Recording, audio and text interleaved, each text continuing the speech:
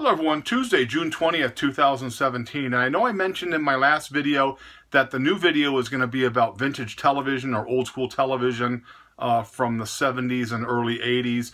But I received a message from Matt James, who is a viewer on the page, where he actually made a comment on the last video and basically said, hey, I really like your videos. I look forward to the new one.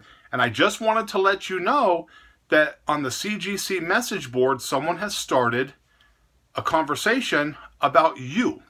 And so he put the link onto the comment and I clicked on it, and the title is Arkham Comics Las Vegas really doesn't like CGC graded books, or CGC.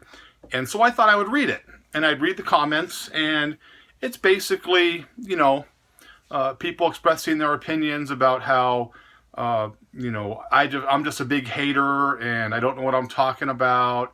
And there's a few other things that were said. And then there were some people that were kind of positive on there and supportive, and people who said they watched the video. So I read the comments and I kind of laughed at some of them. And I thought I would touch bases with some of the comments and just kind of get your feedback from the viewers of what they were. So the first comment that I really like was from a person named, it's Cave, a C-A-V, Cov, whatever you want to say it. And I had stated in videos before that grading books, especially new books, there's really no means to it, because you should be able to pull a book off of the rack and be 9.8. Doesn't make a big difference, and it's all subjective anyways. So his comment is, if grading is worthless, why doesn't he, meaning me, pay the same for all books? Torn covers, writing, water damage, etc. Because it's all the same, right? Okay, so I would answer that and say that's an idiotic statement, but somebody already beat me to it, to him. It's not what I said, okay? What I said was getting new books graded is ridiculous, and getting a 9.8 off of a brand new book, because all books off the shelves should be a 9.8. It doesn't mean that a water damage book or a book with a ripped cover on it are all the same, and to think that is idiotic. So I'm going to hope that you just threw a comment out there, because I don't think anybody can be that stupid, but you never know. So there was that one there.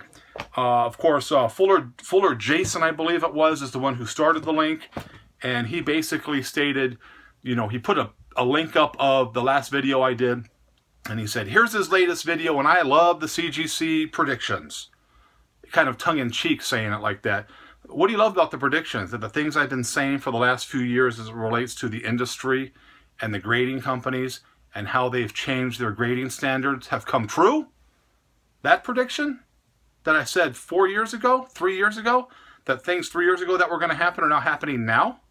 Is that the prediction that you wanted to see? Because if you do, I got a lot more predictions coming up, because the things that I say usually come true. Okay? Or is it the fact that bad shows, bad local shows that get watered down because there's too many in the industry is bad for the market? And you see all the shows across the country that there were last year that they're shutting down this year? That prediction? That one?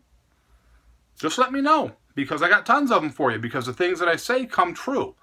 Okay, someone said I was a conspiracy theorist. I don't know why I'm a conspiracy theorist. Conspiracy theory is something like Area 51, or how the pyramids in Egypt were made, or, Stonehenge, things like that. The things that I say come true. It's not conspiracy. It's right there in black and white, and if you do the research, you would see the same things that everybody else is starting to see. That's not a conspiracy. So there's that. There was a good comment by Doc Hoppus 182. I got to look down at the paper here. Doc Hoppus 182, who wrote a real nice thing on there, and it wasn't really a bash thing. It was just basically saying that he went to his local comic book store and he brought in a bunch of books to sell and trade, and the first thing the owner did was take all the graded books and just hand them back to him, and he basically stated, I don't deal in graded books, because he has an issue with CGC. Something may have happened, but I'm not the only person who doesn't deal in CGC. There's a lot of shops that don't deal with CGC. They would rather deal with the graded raw or the ungraded raw books, because that's what they like to deal in. So again, Doc Hoppus 182, that was a good comment. I like what you said, even though it had nothing to do with me, but it was just nice to get a different take that other shops are doing the same thing, so thank you for that. Lizards2 made a comment that, how can you watch this guy and listen to all the drivel, whatever. How can you listen to all the drivel? Because I have a lot of subscribers out there who like what I have to say. If you don't have to watch it, you don't have to watch it if you don't want to. That's okay. It doesn't matter to me. I have subscribers that will watch. I have people who like the videos. You don't have to watch it. So there's that. I thought that was kind of funny. Timmy, who called me a Fruit Loop. I don't know why. He just said, this guy's a Fruit Loop. Okay, why am I a Fruit Loop, Timmy? Let me know, because I would like to know why. And of course, Logan 510, who just agreed with them. Okay, I don't know what you're agreeing to, but there's that. And then we have Sledgesicle Man, which actually is a pretty funny name, Sledgesicle Man, who stated that I was close-minded, I shove my opinions down your throats, which I don't know why I'm closed-minded. I have a very wide range of opinions as it relates to the comic book industry, so you must not watch all the videos, just what you want to see, or you take out what you think you're going to get. And I certainly don't shove my opinions down people's throat, because I state in the videos all the time, this is my opinion, and I like people to disagree with me because I want to hear their opinion on it. So you're kind of unbalanced there. And his final comment was basically, when I had made a comment about, grading companies charging $10, $15 to grade a book, to put it in a piece of Mylar, put a sticker on it, and just give you a raw grade on that book. I had made the comment that if you wanted to do that, you can bring books to me, I'll charge you $3, or I'll even do it for free. So of course his comment, and people always have to take this over the, over the edge on this, and he said, well, let's call this guy on that, and someone take in a long box full of books, and then we'll see if he really wants to grade it. Well, I'll grade books. I do it all the time. It doesn't matter to me. But don't go to the extreme and think that you can take books to anybody in a long box of 275 to 300 books and expect a person to sit there and grade them. I've had people bring me 25, 30, 35, 40 books, and I'll be more than happy to grade them for them. I do it all the time. That doesn't matter to me, okay? Because I can grade a book just as good as anybody else, and the grades that they get are matching up with what they're sending into these grading companies when they send them in. Because they'll ask me, what books do you think I should get graded, and is this worth grading? I'll tell them yay or nay, and the results come back very positive. So, again, someone's got to take it over the edge. So there's that. And then you have, I can't remember this guy's name. It's Umich2 or something. And he basically said that because he makes a comment, first of all, that says, oh, this guy's video, he just has a little booth in an antique mall. He's not a real shop, so it doesn't count.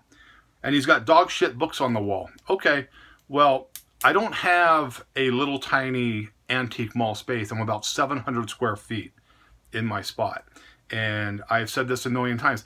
Being an indoor swap meet, I haven't hid that fact. I always say that. Arkham Comics and Collectibles and the Bonanza Indoor Swap Meet in Las Vegas, Nevada. So obviously you don't watch videos either.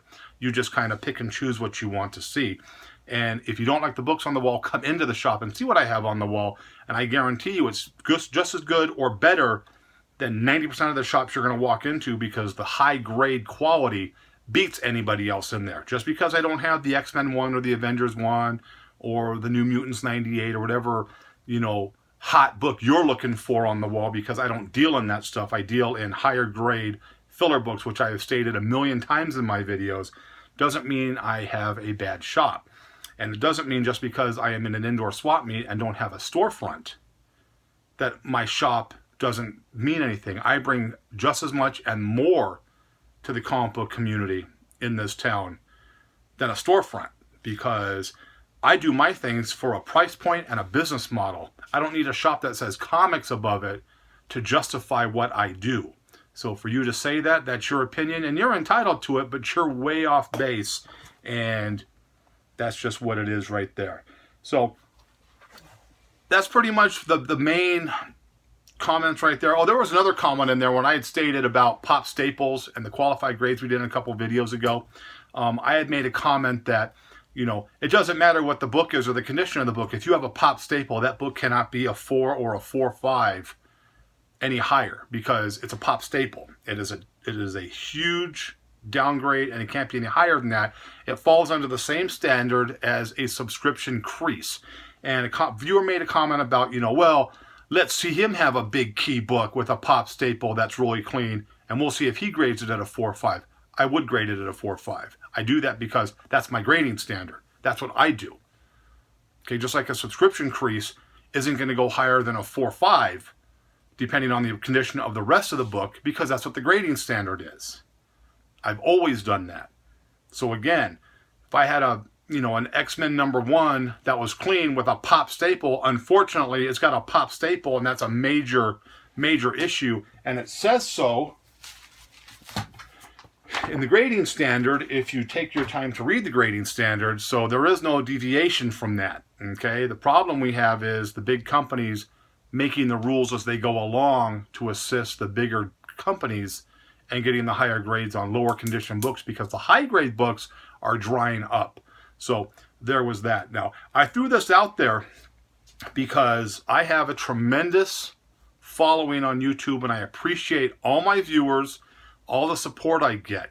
Again, if you want to read this and chime in on it, go to Matt James's comment in my last video. He put a link down there for it, and you can look at some of this stuff. What happens is when people start making comments about something that they don't know, or making comments about people that they don't know, it's because there's a part of them that is scared because what is being said is truthful, and so what they have to do is throw up a false front to defend their actions. They have to follow CGC because they're in bed with CGC, or they're just really hardcore CGC people, and that's fine. I have friends who I've collected with for years who love CGC. I don't knock them for that. I don't hate CGC. I've made it a point 1,000 times on my videos to say that if you have high grade, older, golden age keys, silver age keys, and you want to get them encapsulated to keep them in the condition that it's in, I'm all for that. I understand that. You should listen to the full videos before you just chime in and think you know what you're saying. I've said that 1,000 times. That's okay to get that stuff graded. Old EC books, golden age, things that you want that are in good condition that you just want to keep in good condition. I understand that. There's no problem with that. That's a protection issue with the book. It's the new stuff that's getting graded that's the issue. I've said that 1,000 times. So the people out there making those comments aren't listening to the comments. They're listening to one aspect of it, flipping it in their own words, saying what they want to say, and then trying to feel big about themselves by bad-mouthing people that they have no idea what they're doing. When I do know what I'm doing, and the people that I deal with know what I'm doing, and the ones who come to my shop, and the ones who watch my videos appreciate what I do. If you don't like what I do, don't watch the videos. Doesn't matter to me. I'm still going to have 1,000 subscribers. I'm still going to have, 700, 800 views on a video 24 to 48 hours after I put it up. So your like or dislike for me has no bearing on my life. I have a very good life.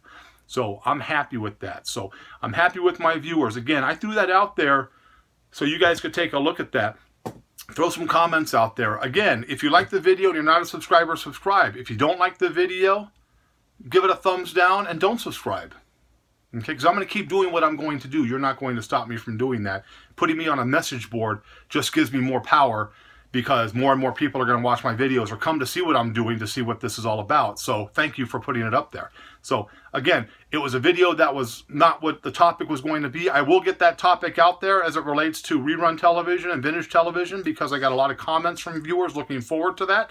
But as of right now, this was the video. I hope you liked it. I hope you check it out. But as always, if you didn't, nothing I can do for you. Have a great night.